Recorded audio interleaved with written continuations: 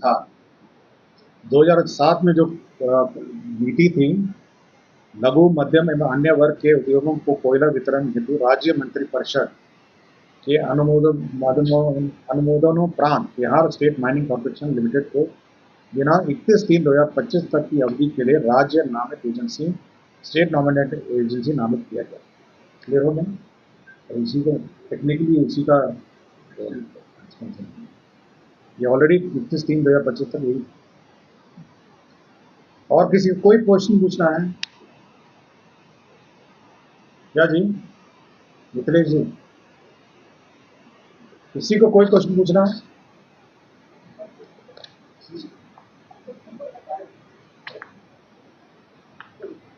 ठीक है, हम ना प्रायोरिटी हम पहले योजना जो मेजर पॉलिसी डिसीजन कर लेते हैं, नहीं वो फिर भी वो कॉम्प्लिकेटेड हो जाए ना। जो व्यूअर है आप नहीं अकेले ना, यहाँ पे तो पीआरडी का चैनल भी चलता है, वो कंफ्यूज हो जाएगा कि 27 नंबर से शुरू किए हैं, फिर 1 नंबर पे आ गए हैं, फिर 5 नंबर आ गए हैं। मेरे साथ बड़ी प्रॉब्लम है ना। सरकार की जो मुख्य नीति है फिर वो पहले आती है, फिर योजनाओं की स्वीकृति आती है, उसके बाद पद सृजन आता है, उसके बाद लैंड ट्रांसफर आते हैं, भूमि, उसका बर्खास्तगी और फलाना फलाना आता है। ठीक है ना, जो आम जनता को कोई सरोकार नहीं हुआ था लास्ट एजेंडा से, जो रूटीन एजेंडाज हैं। कौन सा? देखिए अलग अलग है। देखिए संसदीय कार्य में जैसे सचेतक है, मुख्य सचेतक, उप सचेतक, ये सब हैं। और फिर बहुत सारे कॉर्पोरेशन बोर्ड में भी, आयोगों में भी ये लोग हैं, जो आयोग के लोग भी, उनको भी दर्जा प्राप्त। रफ आइडिया हम लोग इकट्ठा नहीं किए हैं, ये तो अलग अलग डिपार्टमेंट है। जैसे आयोग है, अब आयोग का चेयरमैन है, उसको क्या है, और मतलब कमीशंस हैं, उनके अध्यक्ष है, उनको भी दर्जा प्राप्त। नहीं उनका देखिए, जब बढ़ाए थे तो केवल मंत्री का बढ़ाया, माननीय मंत्री, शायद 500 रुपये का कोई अंतर है, शायद 500, अभी 500 रुपये का, मतलब इक्वल है, 500 रुपये का कुछ अंतर है, बहुत कम अंतर है। आई थिंक 500 रुपीज का कोई अंतर है ना, चल 500 रुपये का कुछ अंतर है। हाँ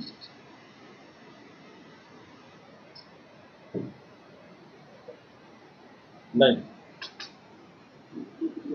मतलब ये मिनिस्टर का नहीं है, मिनिस्टर के, कैबिनेट मिनिस्टर के अलावा जो बाकी लोग हैं उनका है, राज्य मंत्री और उप मंत्री का।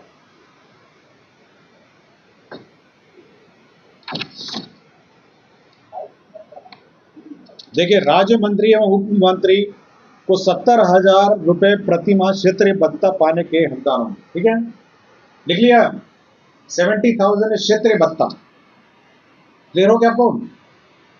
नियमावली 5 के प्रभाव अंतर्गत भत्ता अंतर्गत निम्नलिखित जोड़ा जाए। राज्य मंत्री उप मंत्री को दैनिक भत्ता है 3,000 का, दैनिक भत्ता को 3,000 बढ़ा के 3,500 किया गया। क्लियर हो गया आपको? राज्य मंत्री एवं उप मंत्री को 65,000 प्रति माह वेतन अनुमान्य होगा, 65,000। 70,000 हो गया क्षेत्रीय भत्ता, 3,500 हो गया दैनिक भत्ता, और अतिथ्य भत्ता जो ये है 24,000 से 29,500, 23,500 से 29। क्लियर हो गया आपको? चारों क्लियर हो गया जी? पढ़ दूं? मतलब राज्य मंत्री उप मंत्री को 65,000 प्रति माह वेतन अनुमान्य होगा, राज्य मंत्री उप मंत्री को 70,000 प्रति माह क्षेत्रीय भत्ता होगा, राज्य मंत्री उप मंत्री को दैनिक भत्ता 3,500 होगा, और जो आतिथ्य भत्ता है, मैंने आतिथ्य भत्ता पढ़ दिया ब्रीफिंग में, 24,000 से लेकर 29,500, 23,500 से लेकर 29। क्लियर हो गया आपको? ये सारे मास्टर भी है भाई, ऑल मंथली है। देखिए सुमन जी यहाँ बैठे हुए हैं, सुमन जी आपको जान देना, यही है ना, 4 लीजिए,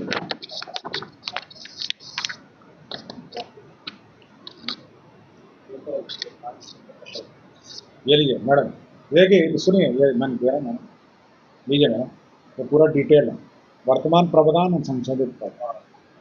क्लियर है ना?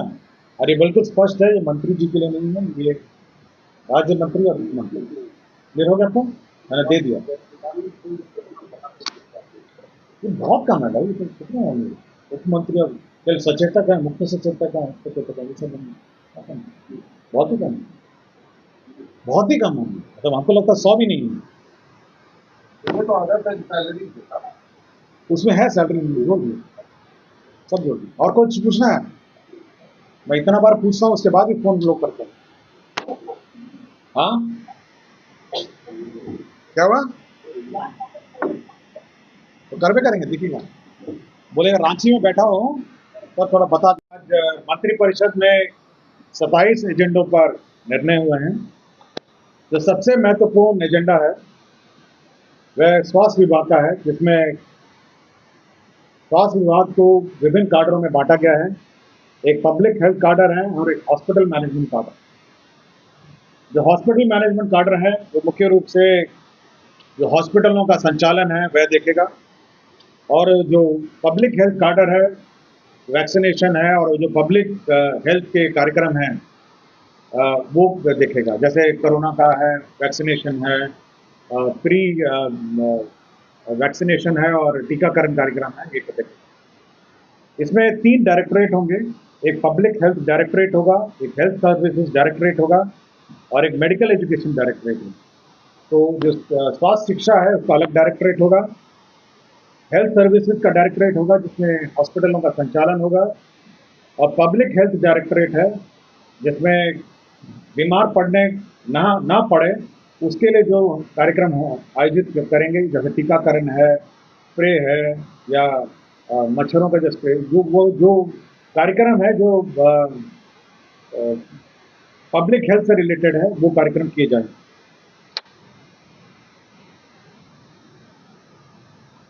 नगर विकास विभाग का जो प्रस्ताव था, केंद्र प्रायोजित अटल नवीकरण शहरी परिवर्तन मिशन है, अमृत 2.0।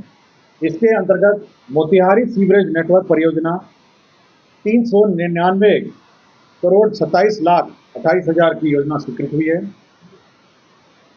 नगर विकास का ही एक प्रस्ताव था, केंद्र प्रायोजित अटल नवीकरण और शहरी परिवर्तन मिशन अमृत 2.0। इसके अंतर्गत बक्सर जल आपूर्ति परियोजना, इसकी कुल राशि 156 करोड़ 1,32,000 रुपये है। बिहार विद्यालय परीक्षा समिति में जो संबद्ध हमारे माध्यमिक विद्यालय हैं, ये करीब 626 स्कूल थे जो मानक पूर्ण नहीं करने के कारण इनका कोड जो है सस्पेंडेड था। तो राज्य सरकार ने मोहलत देते हुए 1 साल और इसको एक्सटेंड करने का निर्णय लिया है। 626 माध्यमिक विद्यालय हैं जो 31/3/2026 तक ये कोड अब एक्टिवेट हो जाएगा, और इसी बीच उनको अपने मानक को पूर्ण करना होगा।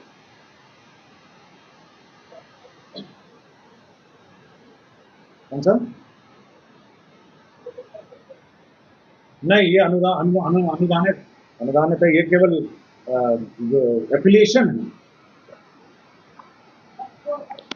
माध्यमिक माध्यमिक। शिक्षा विभाग का एक और था कि जो हमारा नया शिक्षा काडर बनना है उसका नाम है बिहार,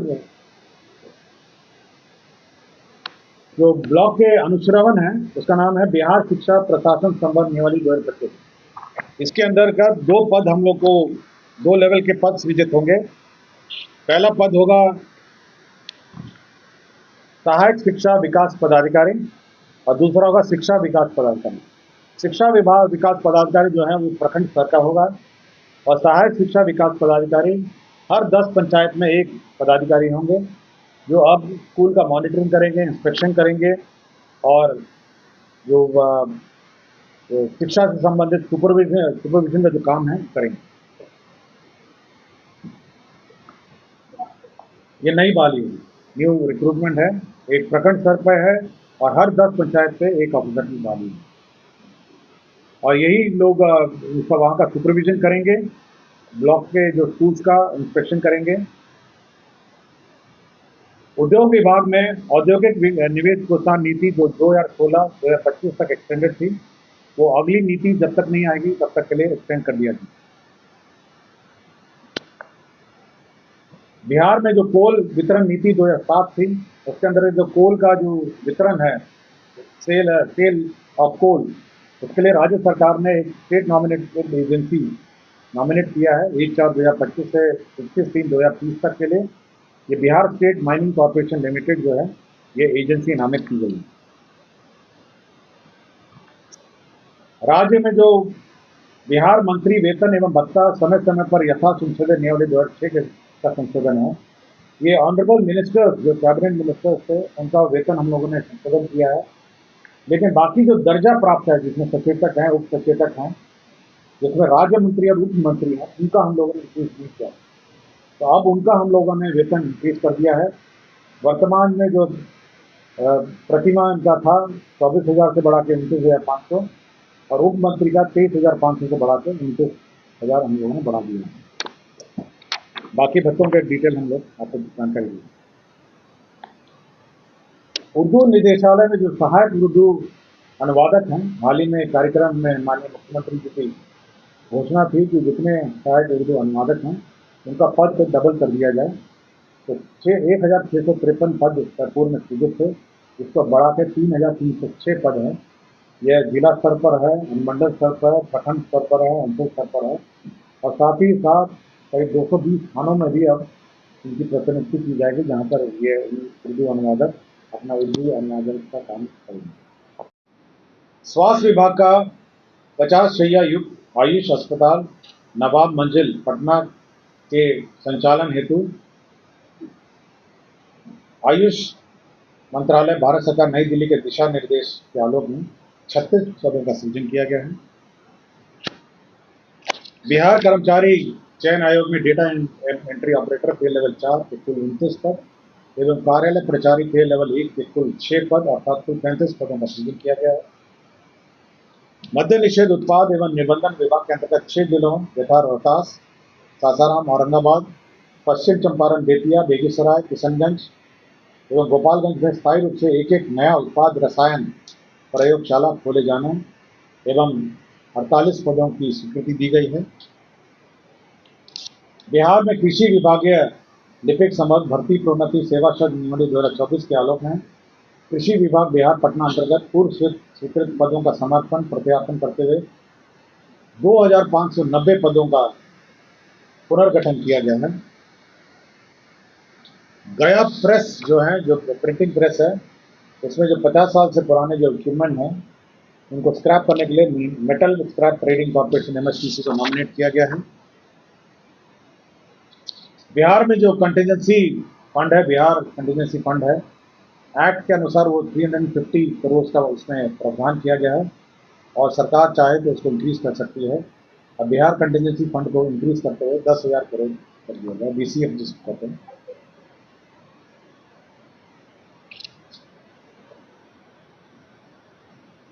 वित्त विभाग ने जो बिहार सप्तम राज्य वित्त आयोग का गठन किया है, उसमें 3 मेंबर हैं, इसकी गठनोत्तर स्वीकृति किए गए हैं। 3 मेंबर का मैं नाम पढ़ देता हूँ। इसमें श्री अशोक कुमार चौधरी जी हैं, सेवानिवृत्त भवप्रस से अध्यक्ष हैं। श्री अनिल कुमार सेवानिवृत्त बिहार प्रशासनिक सेवा ये सदस्य हैं। डॉक्टर कुमुदिनी सिन्हा सेवानिवृत्त विभाग अध्यक्ष अर्थशास्त्र संकाय पटना विश्वविद्यालय सदस्य हैं।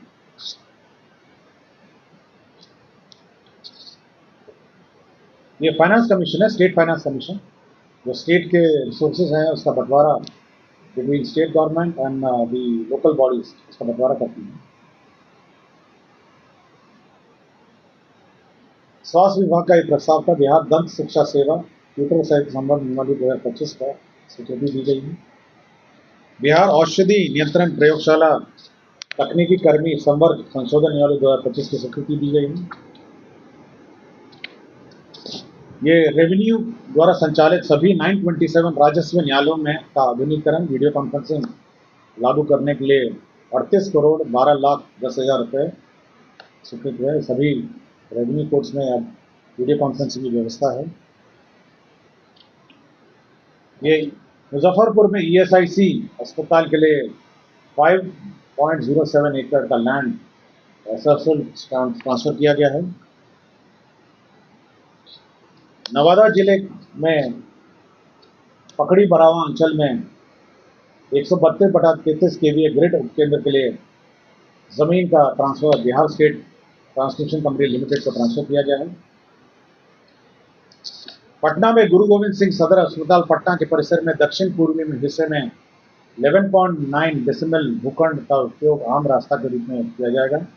यह रास्ता अवरुद्ध हो गया था इस अस्पताल के निर्माण के कारण, अब इसमें आम रास्ता का भी निर्माण किया जाएगा। मंत्रिपरिषद ने 2 रिटायर्ड IAS ऑफिसर को 1 मार्च 2025 के इफेक्ट में शिक्षा विभाग ने नियुक्त किया था।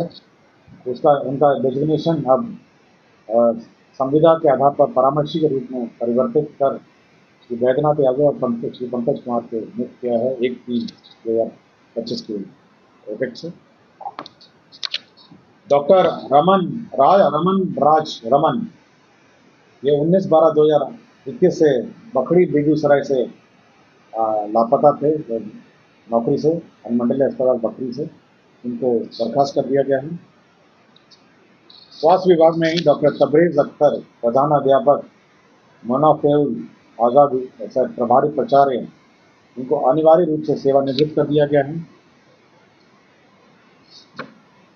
नगर विकास विभाग में श्री सुधीर कुमार बिहार नगर सेवा, ये तत्कालीन नगर कार्यपालक पदाधिकारी नगर परिषद में कर दिया गया, इनको बर्खास्त कर दिया गया है।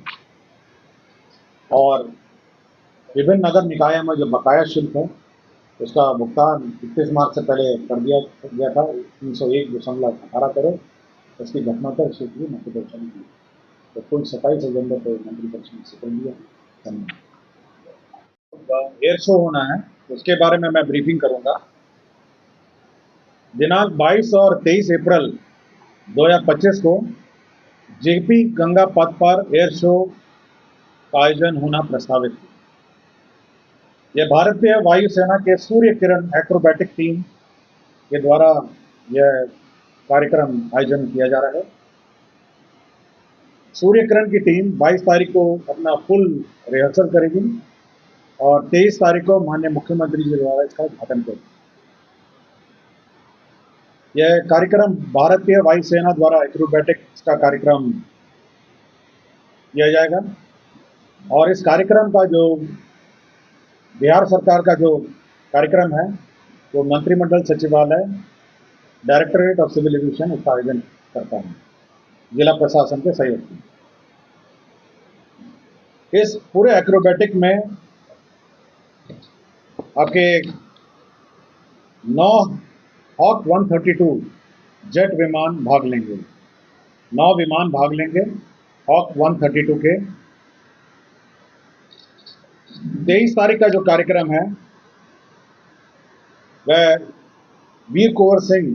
बापू वीर कुंवर सिंह जयंती के उपलक्ष्य में आयोजित की जाएगी और बापू वीर कुंवर सिंह 1857 की पहली स्वतंत्र क्रांति के नायक थे, जिनकी वीरता और नेतृत्व आज भी प्रेरणा स्रोत है। और उसी उपलक्ष्य में 23 तारीख को यह कार्यक्रम रखा गया है, जिसे शौर्य दिवस पर विशेष प्रस्तुति का नाम दिया गया। 22 तारीख को फुल रिहर्सल है। इसमें सभी जो कॉलेज के स्टूडेंट्स हैं, स्कूल के स्टूडेंट्स हैं और आम जनता JP गंगा पथ पर जो निर्धारित स्थल है वहाँ बैठ सकेंगे और ये कार्यक्रम देख सकेंगे। ये कार्यक्रम का अनुमानित समय है 10:15 से 12:15, इसी बीच में होगा। एग्जैक्ट टाइम आपको एडवर्टाइजमेंट के माध्यम से सूचित किया जाएगा। 10:15 से लेके 12:15 के बीच में दोनों दिन यही होगा। दिन में मॉर्निंग 10:15 से लेके 12:15 के बीच में। और जो 23 तारीख का कार्यक्रम है उसमें विशिष्ट अतिथि और जनरल पब्लिक के लिए भी 23 तारीख को खुला रहेगा, लेकिन 22 तारीख को सभी पब्लिक के लिए यह खुला रहेगा, जिस दिन फुल रिहर्सल होगी। इस कार्यक्रम में राष्ट्रीय गान के साथ फ्लाई पास्ट होगा। 1857 के नायकों को श्रद्धांजलि दी जाएगी और इस कार्यक्रम का मुख्य उद्देश्य है कि जो हमारे वीर शहीद हैं, 1857 के जो नायक हैं, उनको श्रद्धांजलि और साथ ही साथ युवाओं को एयरफोर्स के लिए प्रेरित करने का वो मुख्य उद्देश्य है। यदि किसी को कुछ पूछना हो तो मुझसे पूछ सकते हैं आपके बारे में।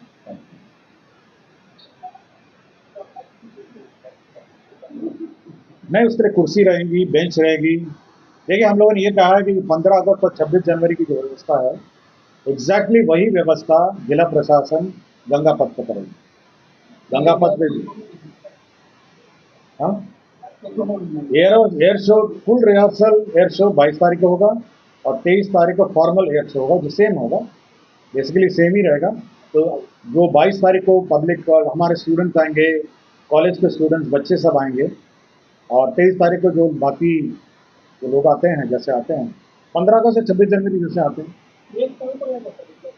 ये एग्जैक्ट प्लेस है आपके जो जहाँ पे कमिश्नर वाला जो ऑफिस है, जहाँ पे गंगा पथ पर मिलता है, वहाँ की जो एन सिन्हा कॉलेज के सामने से जो रोड जाती है, उसके राइट हैंड साइड। ट्रैफिक की आपको व्यवस्था अखबार के माध्यम से मिल जाएगी कि कौन सा वन वे है, कौन सा टू वे है। लेकिन 22 तारीख को क्योंकि वीआईपी मूवमेंट नहीं है, इसलिए आप आराम से बैठ के आराम से देख सकते हैं। बच्चे, स्कूल के बच्चे भी लाएंगे हम लोग, कॉलेजेस के बच्चे भी, हमारे जो परिभ्रमण योजना है स्कूलों में, उसके माध्यम से बच्चे आएंगे।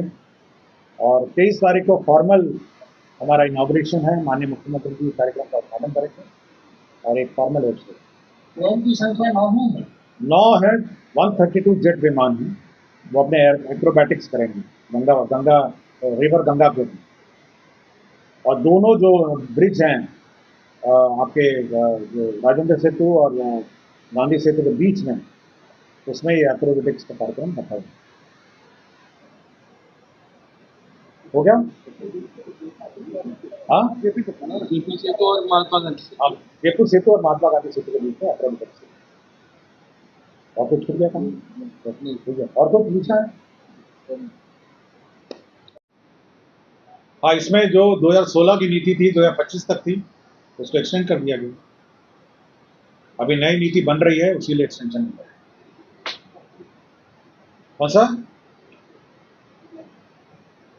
क्या हुआ?